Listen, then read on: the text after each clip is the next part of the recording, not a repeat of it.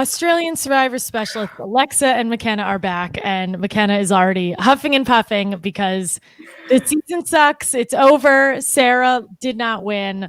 And we don't know what happens in the 21st episode because neither of us actually watched it.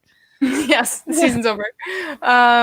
Yeah. I mean, I predicted her to go out in 6, 7, or 8. So this is that time. Yeah, right timeline. Yeah. So she fits in with that, but yeah, we lost a great one today. We sure did. We lost 2 great ones. We lose Sarah and Luke, and so Asanga is really on its last limbs here. And I thought we should have seen Jericho keeping us alive. Yeah, I gotta say, we still have sort of Michelle and sort of Tara, but they kind of half make an Asanga together. Because they went like 1/2 plus 1/2 equals 1. And Luke says that at the beginning of episode 20. I just wrote down like 3 different times Michelle is very pissed, and Luke has like an opening confessional that says like, hey, this Asanga group, like we rolled in with 4 of us and we're not looking too bad. And that should have been the first sign of trouble.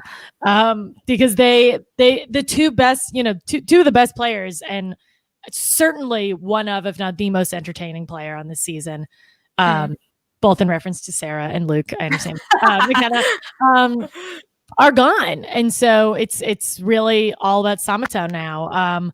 But before we went live, you were saying that this episode felt like Sarah's swan song, and I think you're right about that.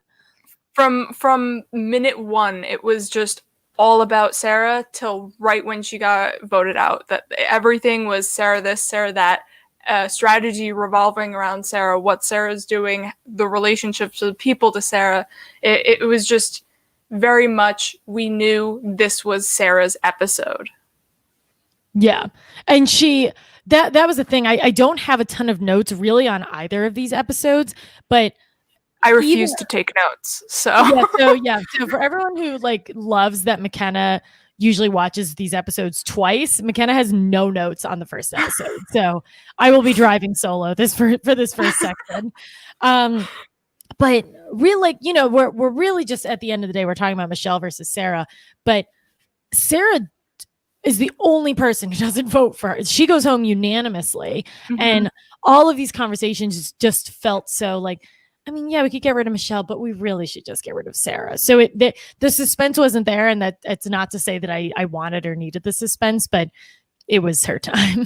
Yeah, it was very much just man, you played a kick-ass game. Adieu. Yeah. Goodbye, you're going home unanimously. Yeah. So let's talk about someone, I think it was, I forget who exactly made this comment, but someone was like, you guys are about to watch the most low budget, but Charades. The best challenge. Survivor Charades. What did you think of this? I mean, my friends and I play Charades all the time. I'm a big fan of Charades. So if I am on your team, you are winning this challenge. And hey, KFC on top of it. That's what I love. You get the silly challenge and you get the sponsored reward. And I always love the sponsored reward. And it looks pretty darn good. I'm not going to lie. What I was surprised was there was like no drumsticks or chicken breasts, or it was just like tenders and nuggets. Yeah, there was a bucket and salad. And salad. Yes, very weird. For Luke. Yeah, I know. I love that they kept talking about that. Is Luke a vegetarian, or were they just making fun of him? I think making fun of him because he ate everything from the auction. Everything. Yeah. He literally ate everything. That's a very good point. Yeah. So they play charades, and they even like as soon as he announced it, they're all like, all right, like whatever. And I didn't really get it at first. I thought like I wasn't sure how they were going to pick out the animals, but it was nice to know that like the people who were guessing had options, because otherwise that would have taken way longer. Props to, I think it was Tara who was guessing Peter's gestures. Gestures is the good word. Yes. Tara was guessing Peter's. I wrote Peter's ridiculous, but he nailed it. He was just like to his octopus. I was like, what? It's like, how do you decide between an octopus and a jellyfish? Like they both just kept like kind of flailing their arms around. And Lockie Lockie was very good too, but what I loved about him is he was snorting, but he would do it silently. So he was like making the snorting face, but not actually making a snorting noise while he was being a pig. Yeah. It was great. And it was funny because they're like, all of the challenges always have just been like narrated by the host. He can't really narrate these, and so there was a lot of like dead silence and like silly music, which I thought was funny. It was ridiculous. It was a very good challenge. And Ziggy, Lockie, Hot Model Sarah, and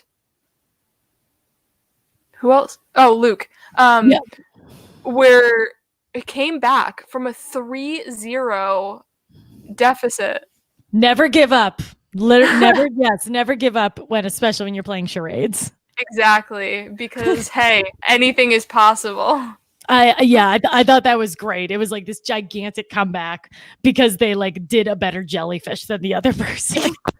and then a better lizard on the wall, just the lizard. It was so funny. This challenge completely lived up to the hype. And the challenges have been really good, but this is just something I never would have expected. And I'm gonna say this, like I feel like people, myself included, love to complain about everything in American Survivor. I would like this if it was on American Survivor. Yes. Yeah, it's one of those challenges that are stupid, but you just love them. Like the mixer challenge where you have the box and it's like, oh, can I have that sea sponge from Amazon and All Stars? Like the challenge is so dumb, but it's so good. It's so incredibly dumb.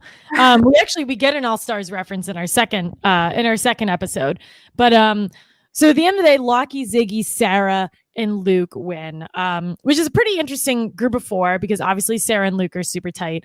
Lockie and Ziggy are like not really tight, but they're kind of adjacently tight. Yeah, like by association. It's like we're from the same city, so therefore we have to like each other. But Lockie before this he had been saying like, you know, like we've got to, all the original Samataus have to team up because our numbers are just better than theirs. And again, at this point, Ziggy still has an idol, which and also Peter and Lockie have a lot of tension, and Lockie is just like, let's deal with each other for like a vote or two and then go after each other. Exactly. Which, you know, ends up working out pretty well for them. But at this point, this group of 4, it's a very divided 2-2. And they literally sprint to this KFC feast. Like it's laid out on this huge table and they just, they're not walking. They just like absolutely drop all this stuff and go. So I thought that was really good. KFC like is something that I would really like out there. Like fried chicken is such a craving that I have always. So I'm sure when I'm starving it, you know, a bucket of nuggets is exactly what I'm looking for. For me, I mean, I'm a chicken nugget girl through and through. So like I have dinosaur chicken nuggets in my freezer, like pretty much always. So like chicken nuggets is always the best reward for me. But also, now again, I'm not on an island starving, but chicken is something that I would be like, okay, good, I can eat this. It's not a burger or a steak where it will completely wreck my insides. It's a little leaner. Yeah. So I feel like a KFC reward where you can choose to have the breading or not, or like choose to have some of the grease factor. It's a lot easier on the body to indulge in. Yeah, a lot easier. And as previously mentioned, there was a salad. Yes, for Luke. Just for Luke. There was a salad option, but only for no one else could eat it. So they're chowing down, and they get to a point where they're like, "All right, I guess we have to like obligatory strategize," even though the 4 of them would never work together. And they do this awesome thing that I don't know if this has been done before, but I think it's Lockie's idea. And he's like, "All right, all 4 of us are just going to say a name." At the exact same time, we're gonna see where it lands. I kind of love it because this goes back to something that we were talking about before we went live. But this is maybe just a cultural thing, but like there's always a sense of they're never taking this too seriously. Like this would never happen in American Survivor. Instead, we get this huge huge confessional about how like oh, this person has to convince somebody else, and this will be a huge failure if this doesn't happen. So it was just really nice that they were like, well, let's just check names out there and see where it goes. If this was American Survivor, either it would be dead silent, no party would say a name, or you'd get like the one person who's dumb and is just like, Alexa. Oh. Yeah. Wow. Crap. It's like when Dean was like, oh, we should split the votes, and Chelsea was like, we can't because everyone's here.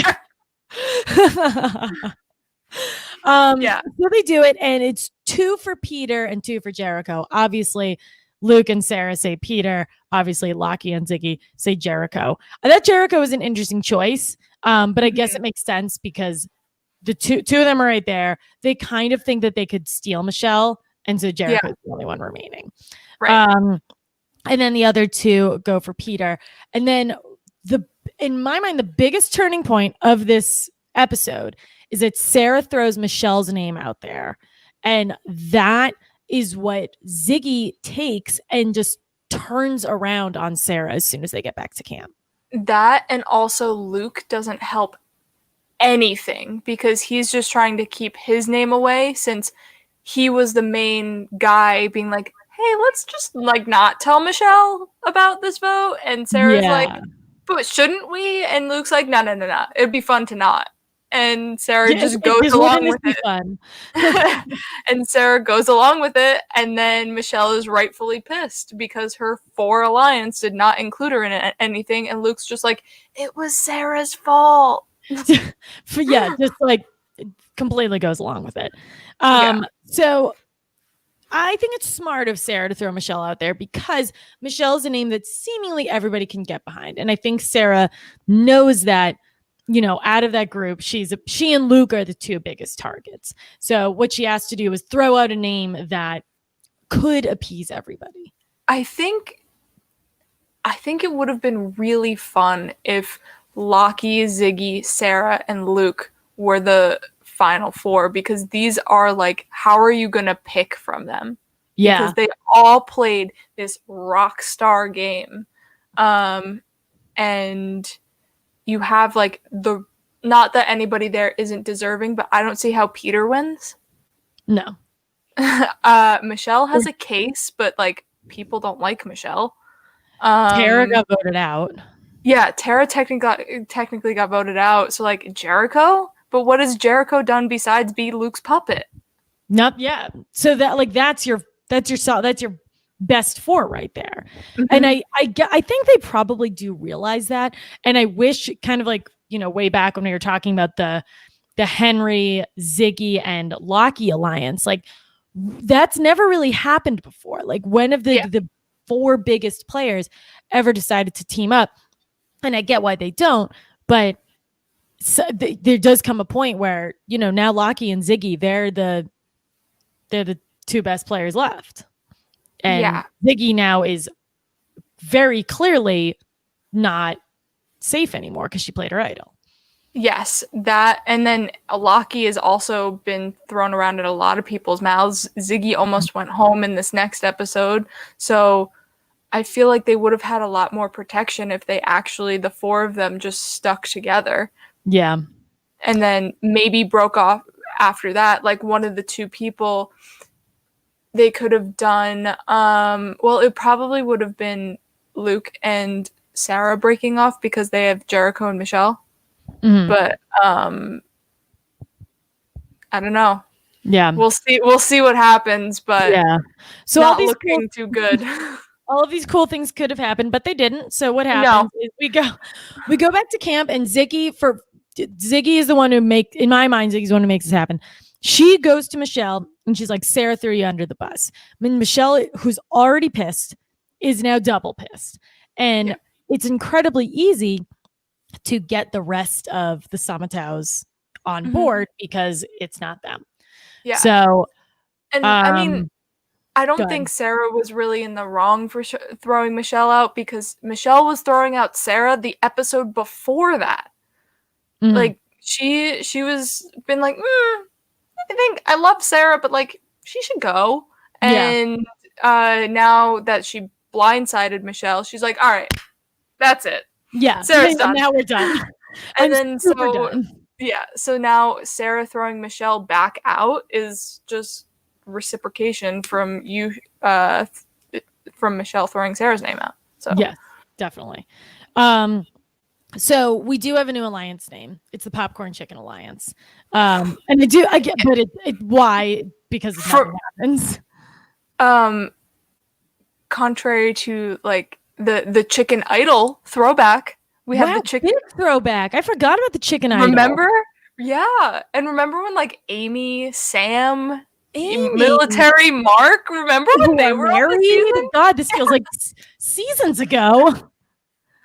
Yeah. Kent, yes. First Boot Joan, AK. Yeah, like these people. He got an applause on his way out. Yeah. So we have the Chicken Idol Alliance, which again, like, and it's funny because even before we're going to the immunity challenge, like even as we're just talking about this, Sarah is not feeling safe. Like she's walking into the immunity challenge saying, I have to trust in this Popcorn Chicken Alliance because I know I have no other options. So she already knows that she's in trouble. Yeah, for my heart, I was glad that she went first and was like out of it first with this log roll, because I was like, all right, great. I don't have to deal with maybe she wins. And she goes out early, which again is sometimes like, crap, like she's like totally in trouble now. But let's go to this. So we have a Survivor All-Stars challenge. We have the log and Gabon. And Gabon. I haven't watched Gabon in quite a while, so good memory there. Maybe I'll watch that later. So it's one-on-one log rolling, and it starts off with Sarah versus Luke, and they actually tie at the beginning, which like got me kind of excited. And then Luke ends up beating her. Like you said, it's just like, okay, now why does this matter? Once I saw that pairing, I was like, all right, never mind. I was like, oh, she might have a shot against one of the girls, maybe Michelle, maybe Tara might have a shot against them. This isn't completely Ziggy's in Ziggy's strength range, so I think she has like an open shot against any of the females there. But put her up against probably every male but Peter. She's done. Yeah, and Michelle also. I don't think there was a chance that Michelle was going to win this challenge either. So this just felt like another one that was going to be, okay, spin the bottle between Lockie, Ziggy, and Luke. Like, who's going to win this one? Because they're the biggest and can have weight to throw around. Right. So Luke wins that first round, and then we have Ziggy versus Pete. Ziggy wins. Yeah, shocking everybody. Peter's not good at challenges. I like Peter, but like he's just no. And then we have Lockie versus Michelle. Yeah, okay, next. Lockie wins. And then Tara versus Jericho, and we get Jericho. Which was kind of semi alright, because I was like, ooh, a barrel racer. But which is that's exactly it, but does not matter. So then we go Jericho versus Luke. And Luke wins.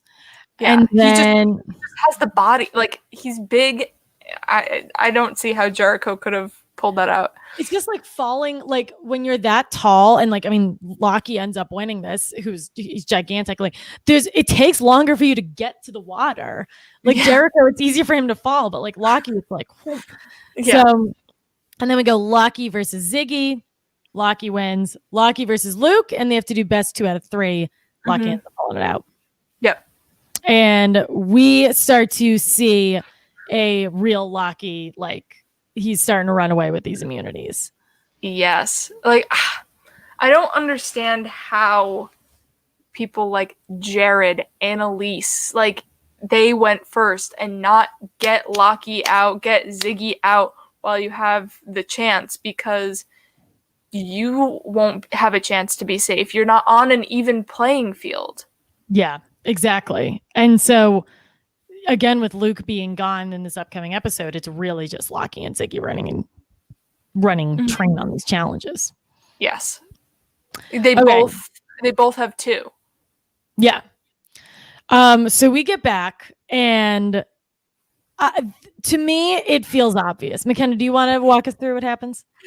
Oh, yeah. It's just essentially the back and forth of they kind of had to throw in a little hey, let's everyone vote for Michelle.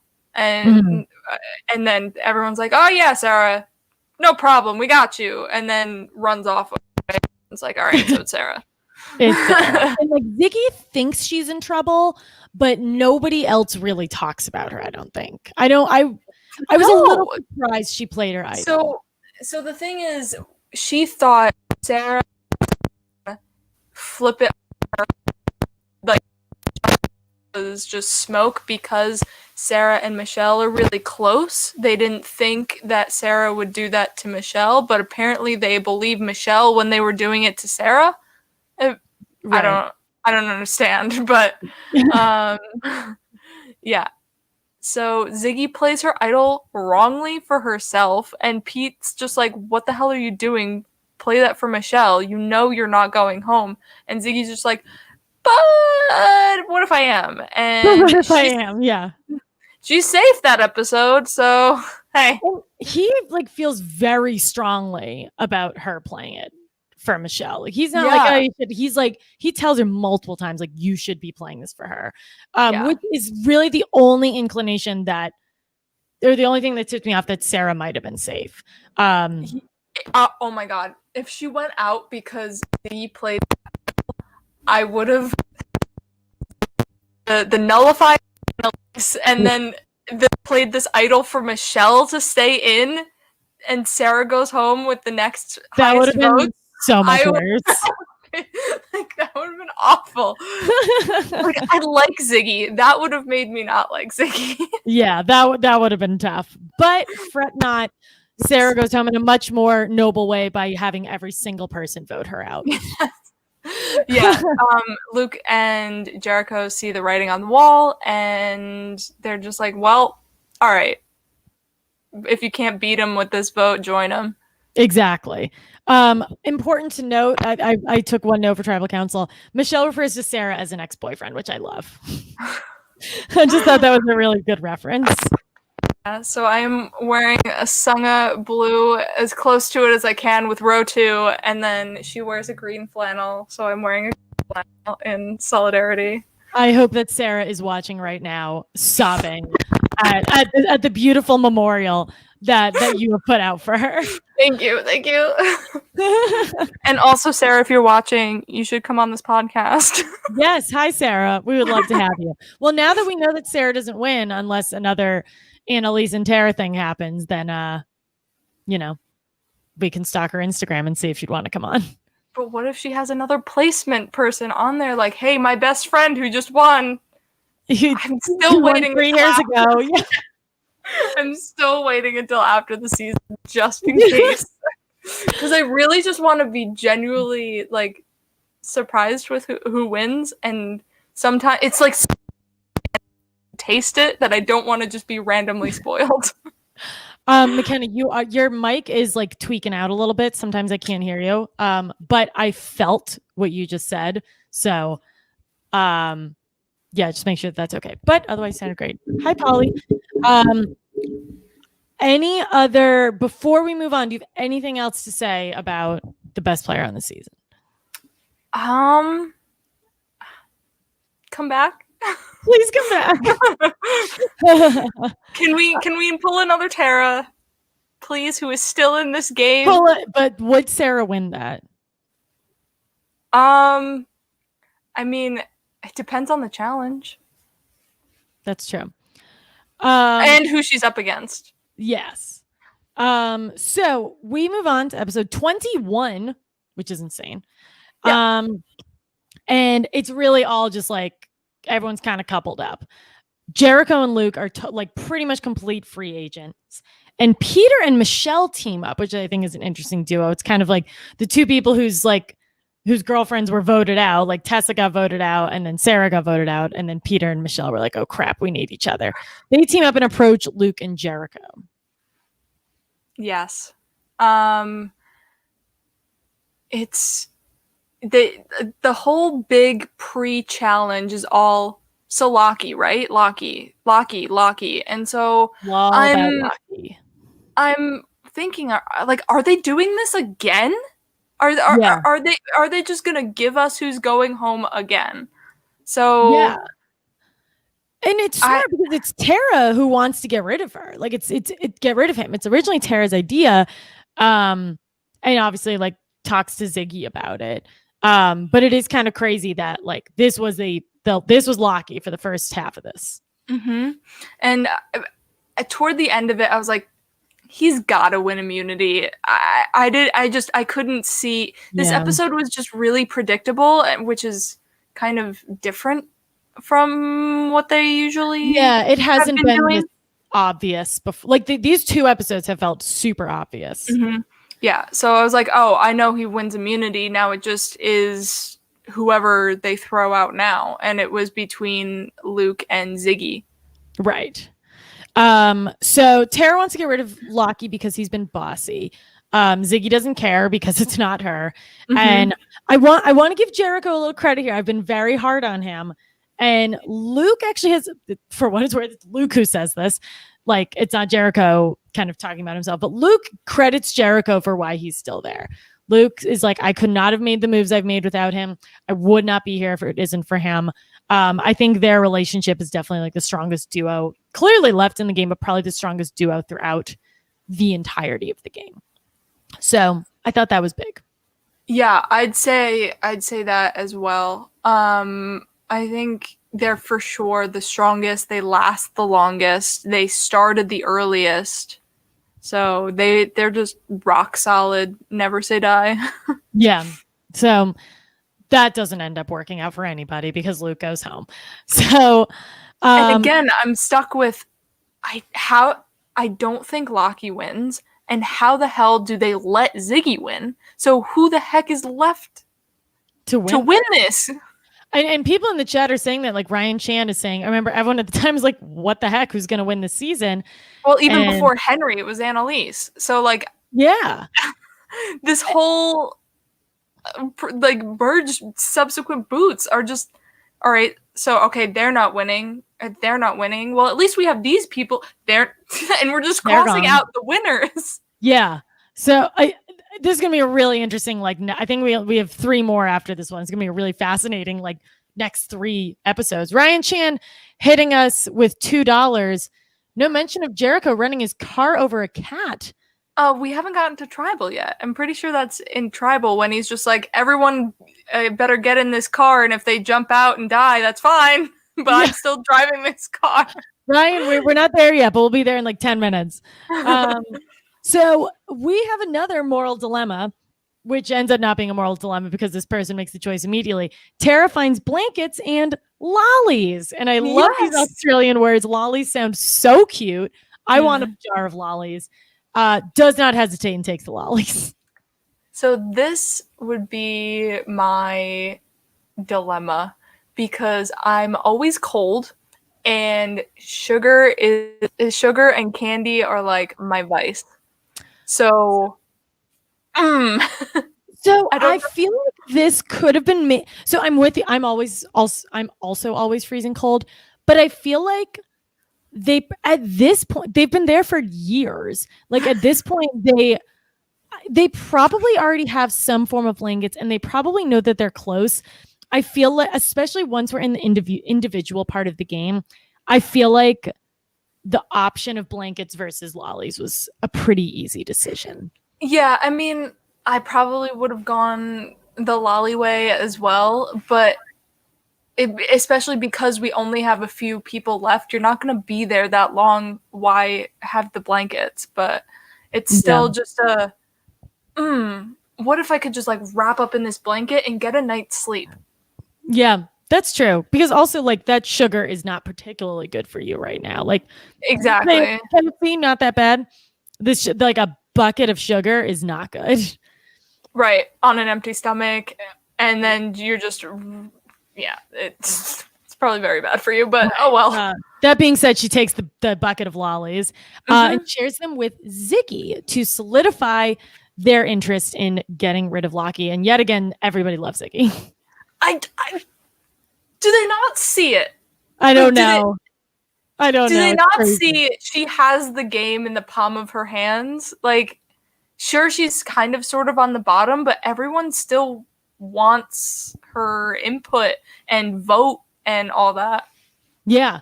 It's fascinating. And again, this would never ever happen in American Survivor. So it's cool that like the two challenge beasts are still floating around. And Lockie they want to get rid of because Lockie's been the leader forever. Ziggy has just like been so obviously under the radar that clearly not that obvious, but I guess obvious to us. Yeah. So we go to the immunity challenge, which I think is very stupid. I think it should not be, and that's what I'm leaning with.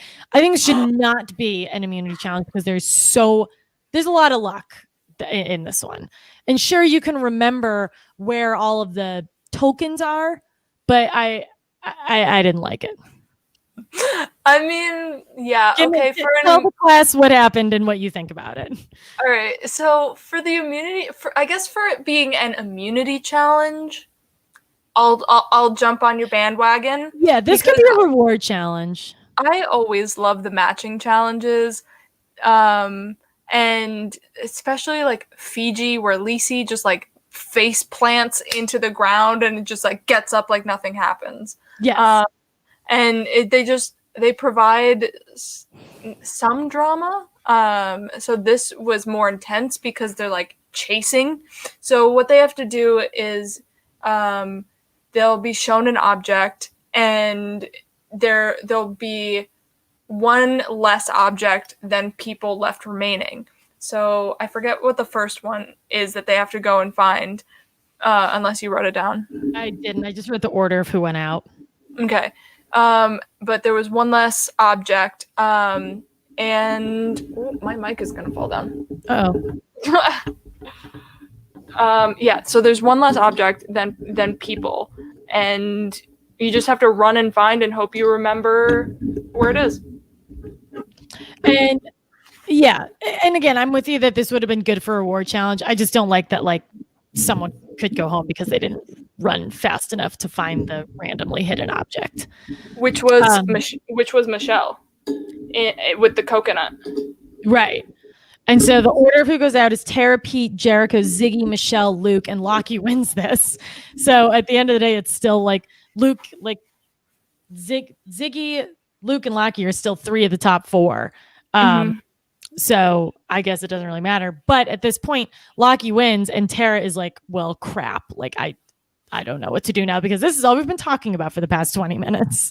Yeah, so it's just like, okay, great. So this first little bit was for what purpose? Okay, right. We're going to go and ignore everything that just happened. And who's going to go now? It makes me think that Lockie goes home like either the first or the second episode next week because I think it's been building for that long. That like Ziggy should go home, but that hasn't been a building storyline. I feel like everyone has known that Lockie shouldn't win from like the very beginning, or you shouldn't let him get to the end from the very beginning. So we get back and Ziggy, Tara, Luke, and Jericho, like a very weird trio or quad. They talk about hitting Michelle, but Lockie doesn't want to. He wants Luke out. And I think Lockie's looking at him and saying, he's probably my only competition. Again, not looking at Ziggy. And this kind of brings out the like bossy Lockie that we've been hearing about. Yeah, he comes up with his, all right, so we've got to align with these, and then we cut these, and then we're good. Final 3. And yeah, like okay. Yes. Because just in case that ends up being their way to the final 3, they don't want to burn the bridge, but right. They realize this isn't good for my game. And they also, you can't really fight him right now because he does have immunity. You can't turn it around on him. And he's like kind of has this weird majority because a lot of these people like don't have the relationships with Luke and Jericho. You know, like some of these players still haven't directly interacted with each other a ton. Like Sarah earlier said like, yeah, I'm talking to Lockie because I'm desperate. Like Peter and Luke, like what do they talk about? So Lockie is just kind of like a common denominator for a lot of people, so it makes sense to go with him. Also, like Peter and Lockie, they don't talk. Yeah, Peter has a little bit because he was on Asanga for a little bit with Luke, Jericho, and he had to kind of save his butt once AK went home. mm-hmm. So there's a little bit of that, but he was going through Sarah. Sarah's gone. Exactly. So we get to tribal council, and I wrote down a note. There's a cool conversation about how challenges are a part of the strategy. But first, I want to hear about Jericho running over a cat because I actually completely missed that. There was he had a whole tribal council speech where he was like, if you're not in my car, like everyone's got to be in the car. Whether you jump out of it, that's what you got to do. And if you die jumping out of it, you die jumping out of it. So like, if you're not gonna vote my way, you could be next, or I'm just gonna drive this car. If I drive it into a tree, I drive it into a tree, but I'm driving this car. So he does not want to steer away from voting Ziggy just because Luke is the person on the other end of it, and that's been his ride or die the entire time. So if he goes with it, he goes. Yeah. Well, that's a very interesting analogy. But I mean, that's what ends up happening. I mean, Ziggy only gets 2 votes, and they're from Luke and Jericho, and everybody else overwhelmingly votes for Luke. So Lockie does end up pulling this one out. But one last thing I want to say about this tribal council is that they just talk about challenges in a way that it's integral to strategy. And challenges are such an afterthought in American Survivor, and there's such an afterthought, like, oh, how many immunities do you win? Like, it's just not a big deal. So I really like that, and I think it's really refreshing that they actually value the challenges. I think for American Survivor, what happens with challenges is if your strategic play is pretty on par and you have similar moves strategically, then they will go to the challenges and be like, okay, how many immunities did you win versus the other person that you're kind of on par with. Right. Where you kind of see something like a Game Changers. Sarah wins because she has superior strategy, but Brad had strategy and 5 immunity wins. But they were just in strategy. Yeah. And that just seems to be what they normally prioritize, which I still see here, but it just seems to be weighted a little more evenly. So my only 2 notes that I took for the entirety of both of these episodes is when they walk into tribal council, JLP is announcing the jurors, and he announces Sarah, and Lockie just goes, stunner. And Tara says, now she looks like a model. Yeah, and that's the only notes I took. Now she looks like a model is a very like backhanded way to say that she looks really good. That was good. And that's another thing we haven't gotten in a while, like the reactions to like jury members like getting the full glow up. That was, that was really fun. Yeah. But unfortunately, that is the only way in which we will be seeing Sarah from now on. I am excited to see Luke's glow up too. I didn't get a chance to watch Luke's I forget what they're called, but Ponderosa Jury Villa. Yeah, I did watch Sarah's, and hot model Sarah for sure. Yeah, I know I haven't watched any of those. I have to give them a shot. I haven't watched a couple of them, but obviously Sarah's the one to watch. Yeah, I needed closure. We lose 2 big time Asanga members tonight. Again, Jericho is really the only pure Asanga remaining. And as we've been saying, in our minds, we only see like 2 clear winners left, one of which is already a conversation topic of who to go home, and the other one is shockingly not. Yeah, she's sort of there. She had a sprinkling here.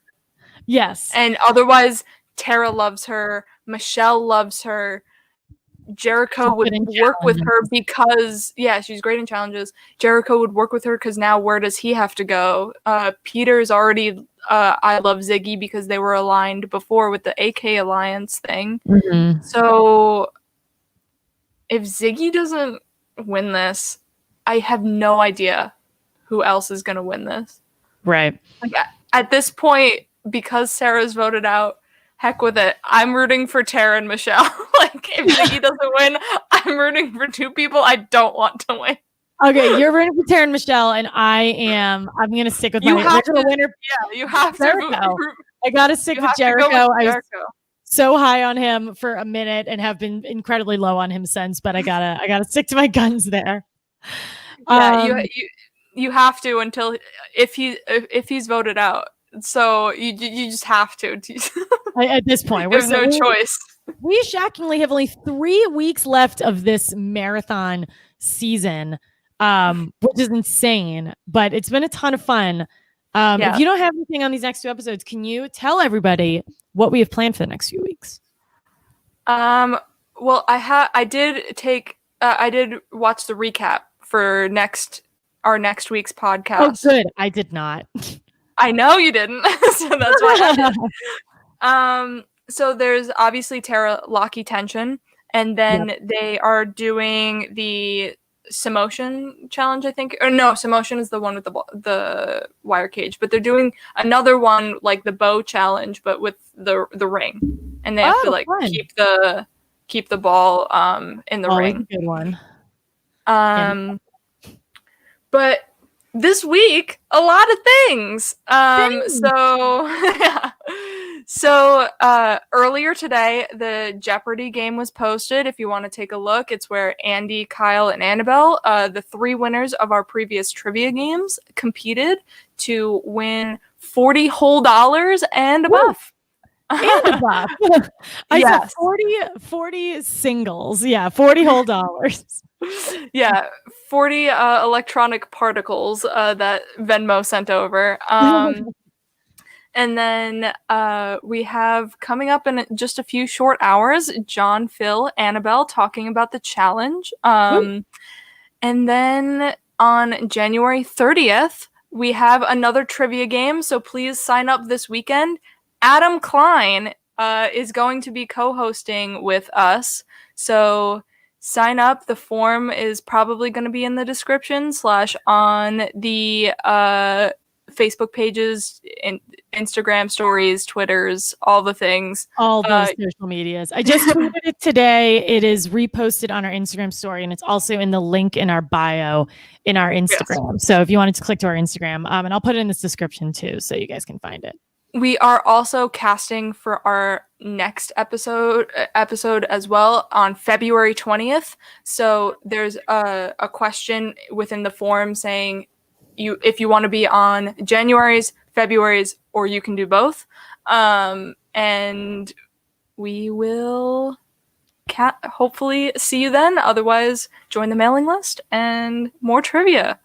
A lot more trivia. And now this will be fun, especially like now that we've had sort of the final 3 winners to kind of reset it. So this is our quote unquote season 2.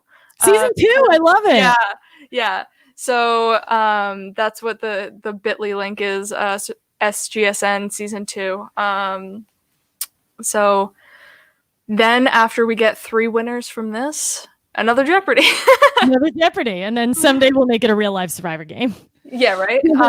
So the winner of this Jeopardy has to sit patiently for the next couple more months.